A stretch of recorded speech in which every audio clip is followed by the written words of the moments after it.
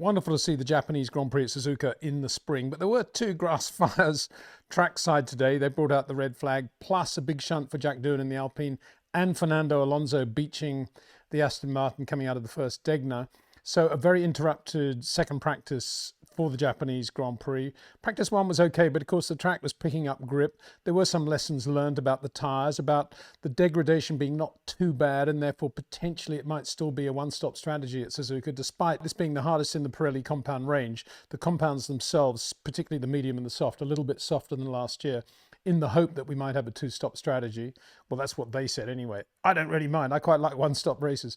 But putting that to one side, it looks as if it could well be a one-stop race. There was some crosswind, there was some tailwind. It was wonderful to see the Formula One cars again. And if we put aside all the interruptions in FP2 and try to draw some conclusions, the first one is that the McLaren-Mercedes, no surprise here, absolutely superb around this wonderful circuit, owned by Honda, created by Honda, designed by John Hugenholtz, the Dutchman who also designed Zandvoort. And it was on the back of his work at Zandvoort that Honda then commissioned him to do the Suzuka track, the figure 8 track.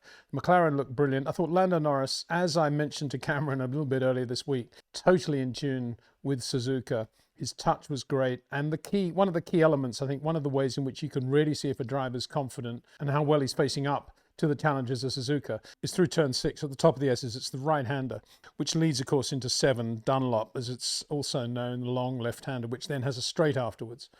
And how you set up for 7 is how you do 6. And it was just beautiful to see Lando coming out of 6 in the middle of the road, asking nothing of the car as he set it then up for 7. Most of the other runners, Charles Leclerc, good example, leaning on the car a little bit more, coming out of 6, having to do a little bit more change of direction going into 7. And it's those little details that then affect the acceleration runs of the cars at Suzuka as distinct from traction. Acceleration, medium, high-speed acceleration, absolutely critical at Suzuka. How you actually go up through the S's in itself, very, very important, obviously, to be absolutely online, to be set for turn 6, to make sure you got turn 6 absolutely right. So you're really setting up the car up for turn 6 at the beginning of the S's. But who's actually quick through the S's doesn't necessarily translate into who's quick over the Suzuka lap as a whole. It is about acceleration runs and having the car free with very little load as early as possible. And this is what Lando was doing so well. He never really seemed to get sector 3 perfect in terms of traffic or braking for the chicane, things like that. And so actually it was Oscar Piastri who was slightly quicker on the soft tyres in FP2, but for me, to my eye, Lando just looked like he's in a class of his own this weekend. I'll be very surprised if he doesn't dominate the Grand Prix. Oscar, for his part, definitely improved. He definitely improved in the Sector 3 as well, and he looks great up the hill, but he is asking a little bit more of the car than Lando. That will manifest itself in terms of time management and obviously DEG, and it will manifest itself also in these acceleration runs that Lando's so able to put together. Another great part of the Suzuka circuit is going into turn 1. It tightens up into turn 2. I've often mentioned on live streams that in my mind that's kind of 1A, 1B. It's almost one corner.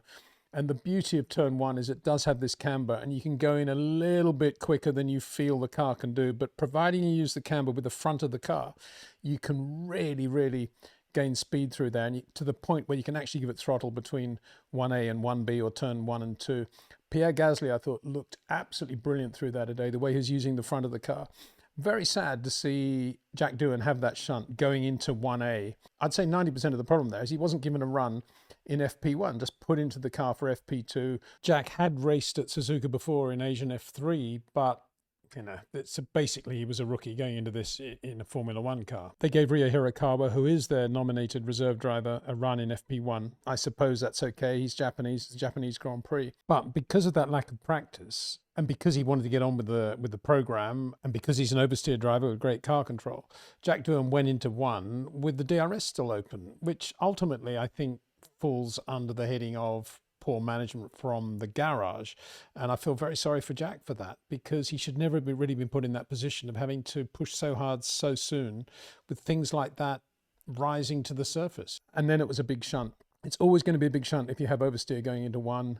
It's always been the case at Suzuka. It's definitely a front-end corner. And I think it's really interesting in that context to see how well Isaac Hadjar went today. I've been saying how well he uses the front of the car. We saw that in China in spades. And again, here at Suzuka, as a rookie, using the front of the car. And if you do that and you manage the understeer, Suzuka just comes into play for you. And that's what Isaac Hadjar is doing very well. Other rookies to shine were Kimi Antonelli, who again, not brilliant through the fast and medium speed corners, but absolutely fabulous through the chicane section and also out of the hairpin as well, really putting the power down well. This guy drives so well on slow corners.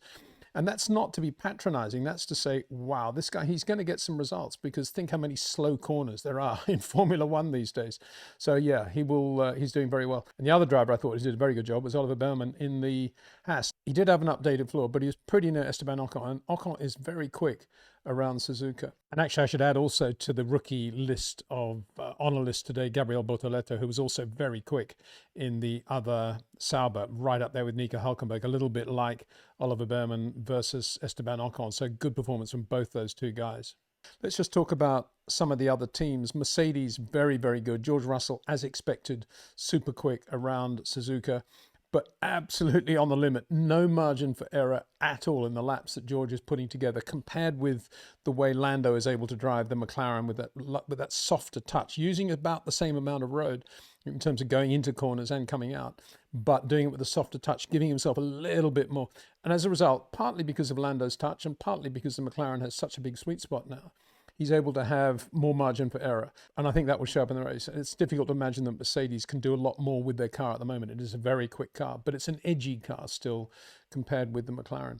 Ferrari, yeah, kind of as expected. They're going to be there or thereabouts. Charles Leclerc, as I say, just again seemed to be asking a little bit too much of the car and the change of directions. He's definitely getting into the corners early, looking really nice. But it was a fractious session, as Charles said, you know, glad that one was over in terms of the reds, getting out there, getting in there. Lewis Hamilton, again, very good. Looking, dare I say, very like Carlos Sainz. Wide turn in, braking in a straight line. We're still not seeing the Lewis that we saw in the great McLaren and Mercedes days, but maybe this is the Lewis we're going to see for the rest of his career. It's a more conventional Lewis, but it's a Lewis that I guess is methodically getting on top of the car and everything he can do and all the parameters. And maybe somewhere like Monaco, maybe we'll see him doing something different, going into Rascasse, something like that. But at the moment, he's looking very like Carlos Sainz in the Ferrari. But the Ferrari looking quite good. Definitely not in the McLaren class, but definitely able probably to race somewhere near George Russell going into Sunday. But in many ways, the big story is Isaac Hadjar and then Liam Lawson also back in the Racing Bulls, both doing 28.5. Isaac slightly quicker, and Isaac's time making him P3 ahead of the Ferraris and the Mercedes, and of course the Red Bulls. Just a superb lap. And what a driver this is. I did say after Melbourne and again in China that he definitely has a feel for short corners. And it's what we're seeing today. Absolutely brilliant. Loving it, just driving the front of the car beautifully. And Liam Lawson definitely more aggressive with his inputs, but putting in the same lap time. Whether he can reproduce that as much as Isaac can, as I'm sure Isaac can, is another matter. But good to see Liam going back and just driving on gut instinct again in a car that obviously has a bigger sweet spot than the RB21, the A car. And in some ways really showing it to the Red Bull A team, because he was quicker than both Max and Yuki Tsunoda. Yuki Tsunoda, for his part, very, very good, particularly in FP1. Didn't get a proper run on the soft tyre in FP2, so don't read too much into his relatively low position there. But he was right there with Max in FP1, looking very good. For his part, Max Verstappen definitely didn't have any oversteer issues, like Liam Lawson, but he had chronic understeer in the RB21. That is not a good thing. Obviously, they're going to try and dial that out overnight going into Saturday. And that might give him a half reasonable car. I mean, at least he's not complaining about flick oversteer and terrible acceleration runs. And they should be able to get rid of some of that overnight. But Max Verstappen looking like a driver who's been there, done that. And until the car now has some sort of grip level, he's not really going to push it to the absolute limit. Difficult to tell watching trackside, because he still looks the same whether he's on the limit or not. He drives the car beautifully. And again, out of 6 into 7, Max right up there with Lando Norris in the way he was positioning the car, doing such a good job there. The other place I thought Max looked fabulous was going into Spoon. I'm amazed that he wasn't quicker than he was actually, because going into Spoon, the double apex left before the long straight leading into 130R, he was just sublime through there in terms of using as little road as he could going in, getting the car rotated at exactly the right moment. A difficult car with understeer, but you could almost see in your mind's eye the way he was juggling the the pedals there, the footwork between the brake and the throttle, and then getting out of the corner. Lewis, very good through there as well. Got to say, Lewis, fabulous through there. And then I thought Pierre Gasly, as I said, really good into turn one. And the Alpine, nothing like as good as a Mercedes, for example, but Gasly getting the absolute limit from it. And that in the context of the Jack Doohan shunt, it's a very unfortunate situation. And when Jack was coming out of the medical center, no concussion, he's going to be okay. The question is, will the car be okay for tomorrow? You've got to, I'm sure his biggest worry was, am I going to keep my drive? Is this the end of it? Because, you know, for him not to be given any FP1 on a circuit he's never seen before, and the circuit is Suzuka, probably the most difficult on the calendar to get your head around. It was a big ask for Jack Doohan, but you can see in the background that he's in the crosshairs of Flavio, and I guess it'd be no surprise if he was replaced sooner rather than later, which is a shame because we haven't yet seen the best from Jack Doohan, and he is very quick. There's no doubt about that. Carlos Sainz kind of there or thereabouts with Alex Albon now. Still not very happy in the car. Williams didn't have a brilliant day by their standards. They've been going quite quickly this year.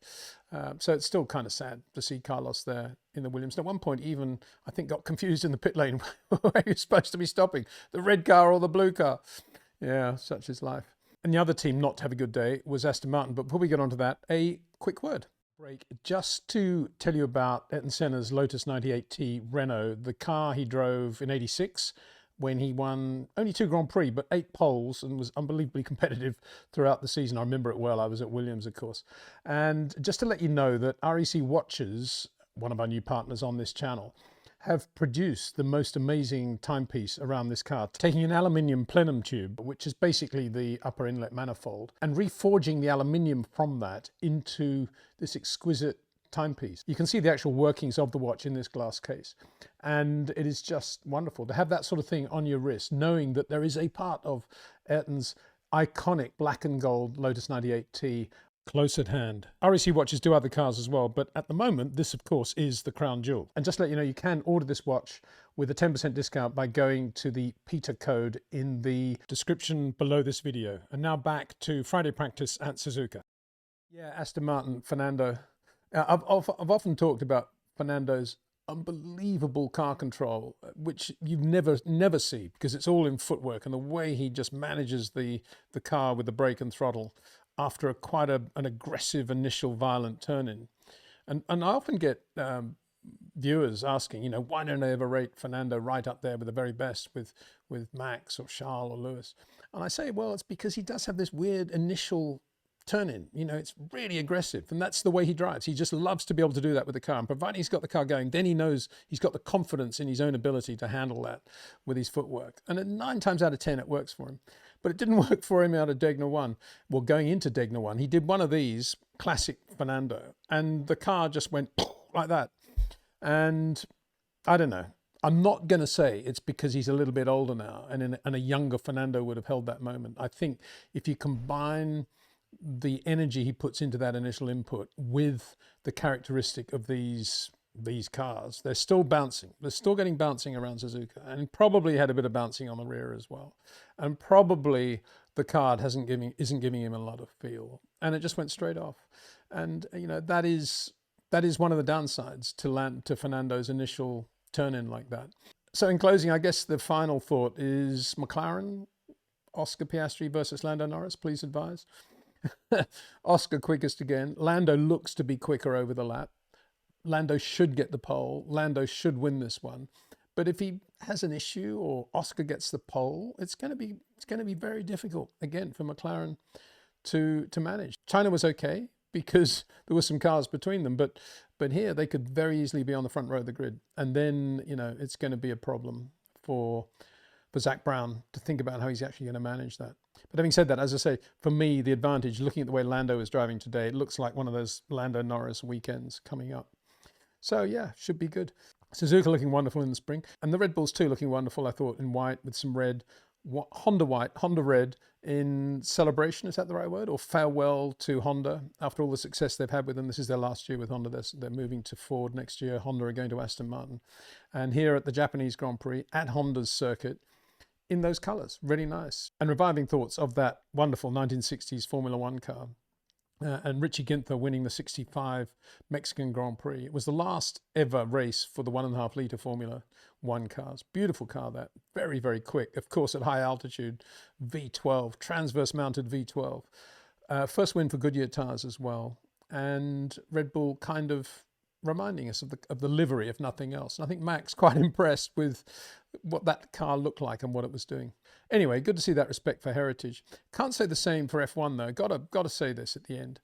F1 are celebrating 75 years of Formula One, and that began for them 1950 British Grand Prix, the first round of the FIA World Championship. Of course, Grand Prix racing, as we know and love it, existed long before that race. But anyway, let's start at 1950, and it is 75 years since then.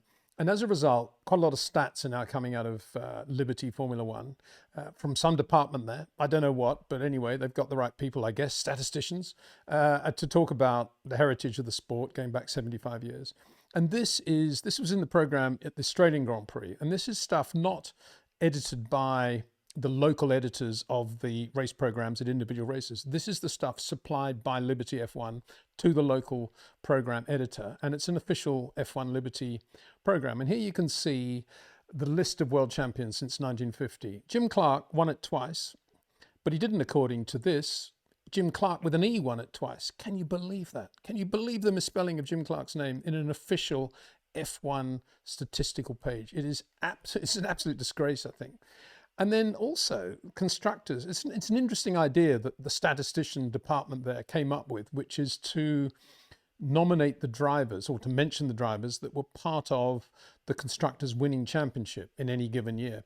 Except that 1961, Giancarlo Baghetti won the French Grand Prix for Ferrari, one of the most significant wins of all time because it was his first ever Grand Prix and he won it. And he's not mentioned in Ferrari's 1961 Constructors' Championship. And look at this, 1974, McLaren won the Constructors' Championship, and they got Jochen Mass, who's not very well at the moment, we wish him well, and David Hobbs, old Hobbo, big mate of mine. I'm sorry, Jochen Mass and David Hobbs did not score any points for McLaren in 1974. So what are they doing there? And yet they don't include Giancarlo Baghetti in 61. Statisticians at Formula One. I mean, it is just appalling. Anyway, that's the end of my rant on this occasion. Thanks for watching. We'll see what happens at Suzuka tomorrow. Saturday qualifying for the Japanese Grand Prix. Take care.